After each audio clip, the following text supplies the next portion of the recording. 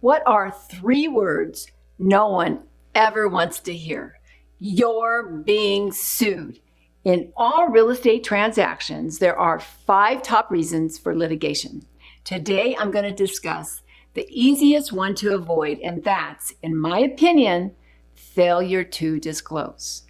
For years and years, the real estate standard had something called caveat emptor, which simply meant buyer beware. But in 1984, there was a landmark court case called Easton v. Strasburger, which turned the real estate industry on its head in a very good way.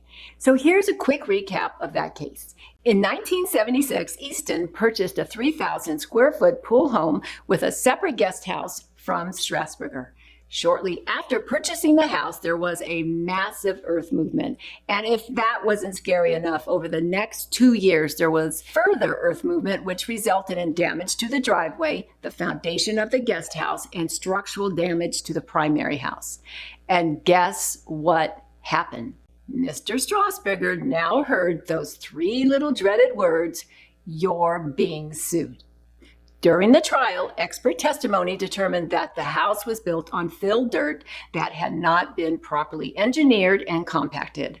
Evidence was also submitted that the house would have been worth $170,000. Okay, it was in 1974. But with the damage, the house was valued as low as $20,000. On top of that, it was estimated that the cost of repairs and to prevent further landslides would be as high as $213,000. Now, here's where it gets problematic. It turns out that Mr. Strasburger knew quite a bit about ground movement on his property. Here's why. Just before putting his house on the market, a large landslide occurred, dropping a huge section of the 1-acre property approximately 8 to 10 feet. Strasburger took corrective actions to mitigate the damage. Right? Yes, but not really.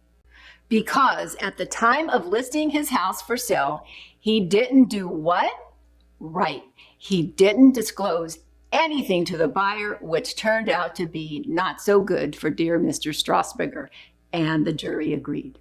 Here's where Mr. Strasburger didn't have a chance in hell in court. There happened to be 3 real estate agents involved in this sale. 2 agents for the seller and 1 for the buyer. And guess what? They all knew something. One of the listing agents knew that the property was built on filled dirt, but didn't disclose it. Another agent saw evidence of a landslide repair, again, didn't disclose it or ask questions about the netting over the dirt. And a third agent observed that the guest house floor was not level. Okay, let's stop right there. Let's just say you can take a marble, put it on the floor, and it rolls directly to the other side. What would you call this? I would call this a huge red flag. Whew. Even though all 3 real estate agents had observed those facts, they did not ask questions to the seller or disclose anything to the buyer.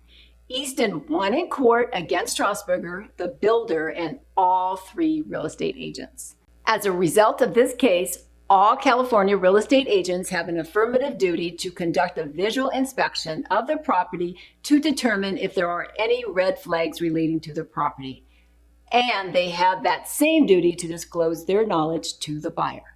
So now that you know that non-disclosure is one of the top 5 reasons for real estate litigation, what are you going to do when you list your house for sale? List with an agent who is not only knowledgeable and trusted in the community, but above all, someone who is ethical. I'm Darlene Holbrook, and remember to like, subscribe. See you next time.